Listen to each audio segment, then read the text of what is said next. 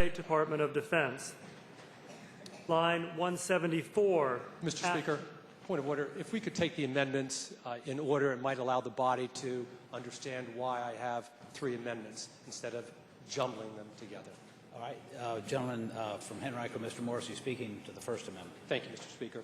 The First Amendment to the bill would call for, on line 135 of the gentleman's bill, to insert that the application must be presented in person with a valid photo identification issued by a government agency of the Commonwealth or by the United States Department of Defense.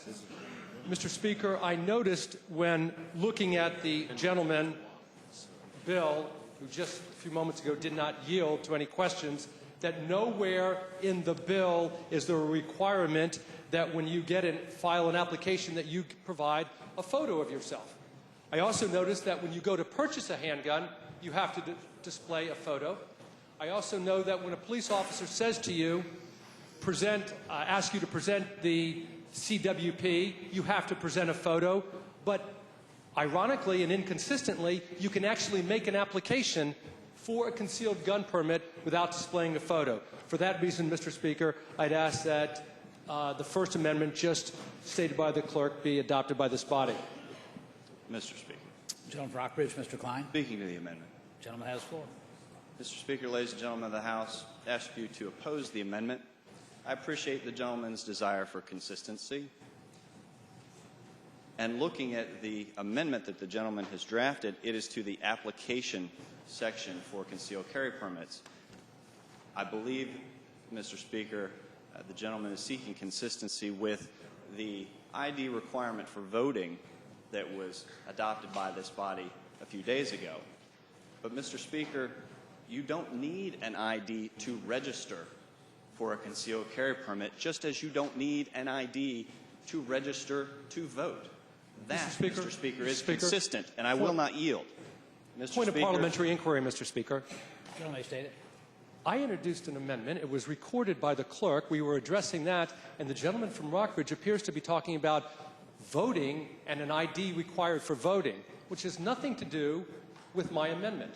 For that reason, Mr. Speaker, I'd ask if the gentleman's comments are germane to my instant motion.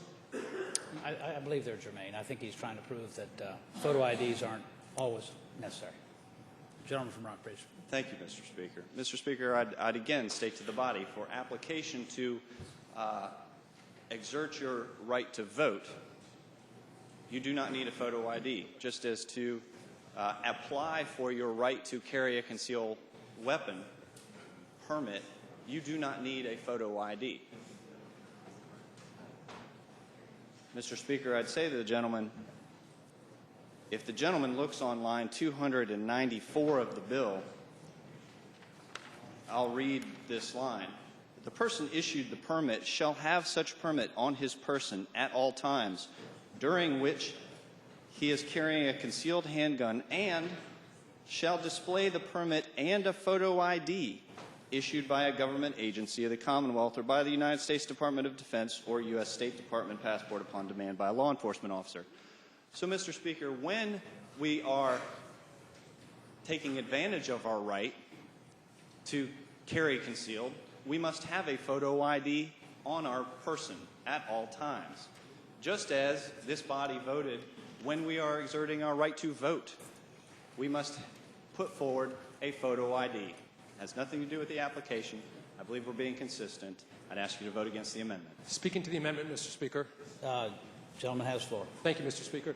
The gentleman, by reciting lines 294 and 298, made my argument. It was exactly the point I said earlier, that you have to show a photo ID when commanded or asked by a law enforcement officer to show your concealed gun permit. But it makes no sense whatsoever to be able to apply for the concealed gun permit, and I have the 4-page application here, but not present a photo ID. I could go to the clerk, I could fill out the name, first name, John, last name, Dillinger, fill out all the information, and get a concealed gun permit in the name of John Dillinger. But I've never shown a photo ID. Speaking of ironic,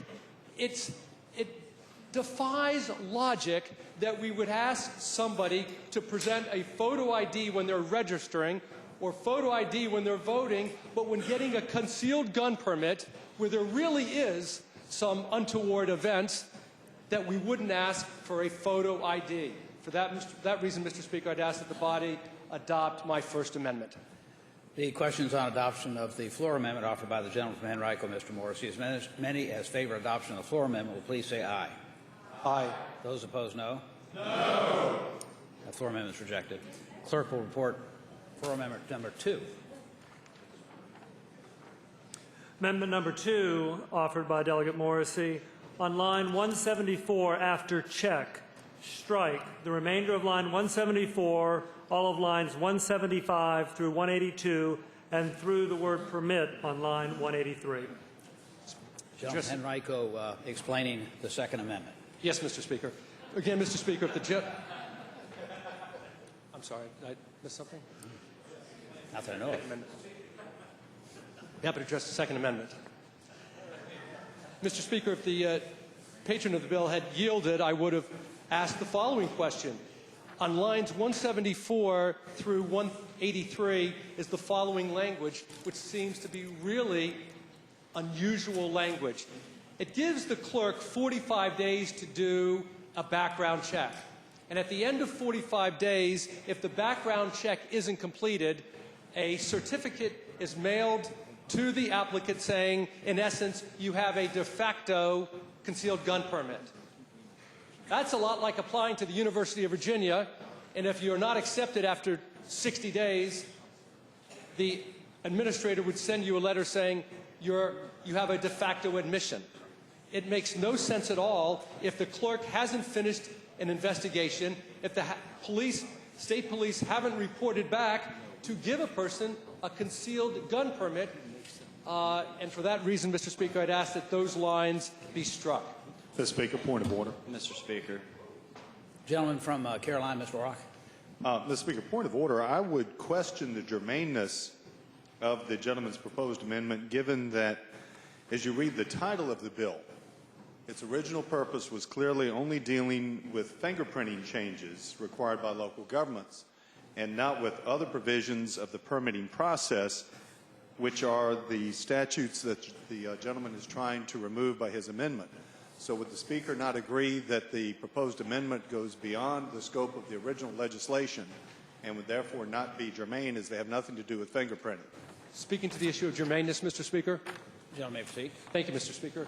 Mr. Speaker, similar to the title not being the dispositive language, the preamble to any bill is also not dispositive as to what the actual content of the bill. The gentleman has patroned a bill, 754, that includes language that I just moved to strike. I can't see how the gentleman can patron a bill and include language in that bill, which I now seek to strike, and it be nothing other than absolutely germane to the instant amendment. Let me ask my people.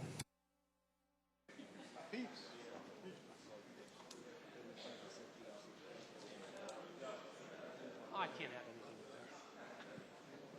there. More.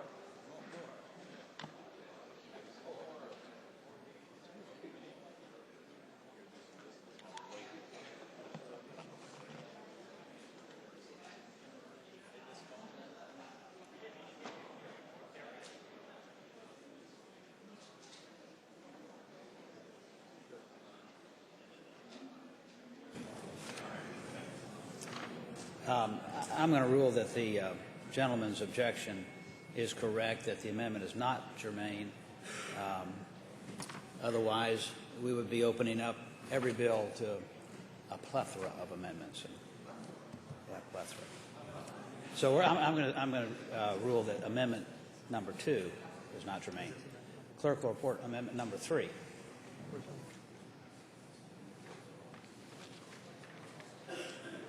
Amendment number 3 to the introduced version offered by Delegate Morrissey.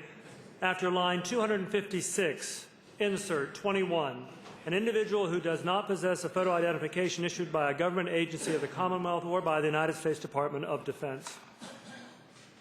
Gentleman from Henrico. Thank you, Mr. Mr. Speaker, point of order. The gentleman from Carolina, Mr. Orrock.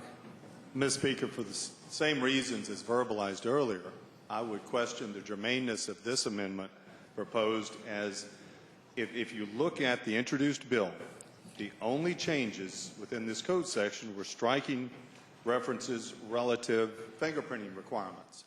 And to now bring in a new requirement elsewhere in the bill that was never envisioned in the drafting, I do not believe would be germane. Would the Speaker rule on that inquiry? Gentleman Henrico. Succinctly, Mr. Speaker, my amendment goes to Section E about persons not those that are disqualified from seeking a concealed gun permit. Since we're talking today about the parameters about getting a concealed gun permit or not, I would suggest that it's germane. Ms. Speaker.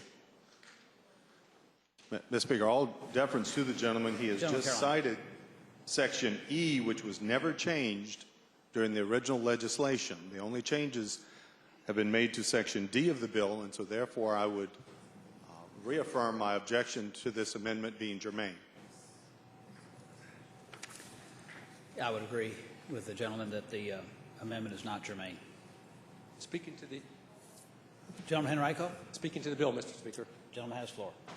Mr. Speaker, contrary to the gentleman from Shenandoah's suggestion that I have disdain for the second amendment, I do not.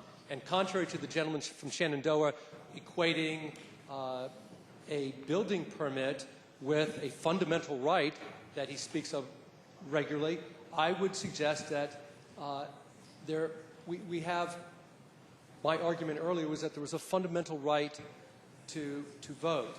There's a fundamental right to bear arms. I've never questioned that. But in this particular bill, Mr. Speaker, we are taking away from the prerogative of localities certain requirements that those localities think are important in determining or assessing whether or not somebody should get a concealed gun permit. One of those is fingerprints. Now, Mr. Speaker, we saw a situation 2 years ago where a gentleman killed several members of his family, had gone up and had just gotten a concealed gun permit. I gave a floor speech last year about many people, 6 or 7 examples where people who had concealed gun permits went into a restaurant, used that weapon, and killed other people. There is a compelling government interest, Mr. Speaker, in determining whether or not somebody who seeks a concealed gun permit is the person who they say they are. One of those ways would have been to have a photo ID, which apparently is necessary to vote but not necessary to get a gun. But notwithstanding that, in this situation, Mr. Speaker, I think it's a compelling state interest. It's reasonable for a locality to believe that to fingerprint somebody is the necessary requirement in order to determine that that person is who he or she says that they are. For that reason, Mr. Speaker, we are invading upon the province of those closer to those being governed. I'd ask that the body reject the bill. Thank you.